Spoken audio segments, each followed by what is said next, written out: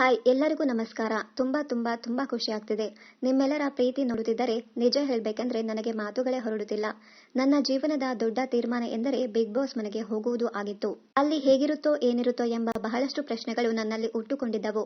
ಆದರೆ ನಾನು ಆ ಮನೆಗೆ ಹೋಗಿದ್ದಾಯ್ತು, ಅಲ್ಲಿ ಇದ್ದಾಯ್ತು, ಆಟವಾಡಾಯ್ತು, ಬಹಳಷ್ಟು ಎಮೋಷನ್ಗಳನ್ನ ಹಂಚಿಕೊಂಡಾಯ್ತು. ಆದರೆ ಇವತ್ತು ಬಿಗ್ ಬಾಸ್ ಮನೆಯಿಂದ ಹೊರಗೆ ಬಂದಾದ ಮೇಲೆ ನಾನು ಗಳಿಸಿಕೊಂಡು ಬಂದದ್ದು ಏನೆಂದರೆ ಅದು ನಿಮ್ಮೆಲ್ಲರ ಪ್ರೀತಿ. ನಿಮ್ಮ ಮನಸ್ಸು ನಾನು ಗೆದ್ದಿದ್ದೀನಿ ಅಂದ್ರೆ ನನಗೆ ತುಂಬಾ ಸಂತೋಷ ಆಗ್ತಿದೆ. ಅದಕ್ಕೆ ನಾನು ನಿಮಗೆ ಎಷ್ಟು ಕೃತಜ್ಞತೆ ಹೇಳಿದರೂ ಸಾಲುವುದಿಲ್ಲ. ಈ ನಿಮ್ಮ ಪ್ರೀತಿಯ ಋಣ ನನ್ನ ಉಸಿರಿರುವವರೆಗೂ ನಾನು ಮರೆಯಲು ಸಾಧ್ಯವಿಲ್ಲ.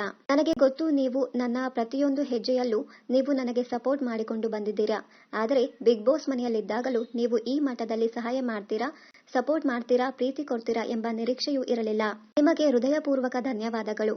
ನಾನು ನಿಮ್ಮೆಲ್ಲರೊಂದಿಗೆ ಮಾತನಾಡಲು ಆಸೆ ಇದೆ. ನಾನು ಸಾಮಾಜಿಕ ಜಾಲತಾಣದಲ್ಲಿ ಆಕ್ಟಿವ್ ಇರುವುದಿಲ್ಲ, ಆದರೆ ನಿಮ್ಮೊಂದಿಗೆ ಮಾತನಾಡುವುದಕ್ಕೆ ಇನ್ಸ್ಟಾಗ್ರಾಮ್ ಲೈವ್ಗೆ ಬರುತ್ತೇನೆ ಎಂದು ಹೇಳಿದರು. ಇನ್ನು ನಾನು ಇನ್ಸ್ಟಾಗ್ರಾಮ್ ಲೈವ್ಗೆ ಯಾವಾಗ ಏನು ಎಂಬುದರ ವಿವರವನ್ನ ಶೀಘ್ರದಲ್ಲಿಯೇ ನಿಮಗೆ ಮಾಹಿತಿ ಕೊಡುತ್ತೇನೆ. ನನಗೆ ಸ್ವಲ್ಪ ಸಮಯ ಕೊಡಿ. ನಾನು ಈಗಷ್ಟೇ ಬಿಗ್ ಬಾಸ್ ಮನೆಯಿಂದ ಹೊರಗೆ ಬಂದಿದ್ದೇನೆ. ಈ ವಾತಾವರಣಕ್ಕೆ ಹೊಂದಿಕೆ ಆಗಲು ನನಗೆ ಸ್ವಲ್ಪ ಕಾಲಾವಕಾಶ ಕೊಡಿ.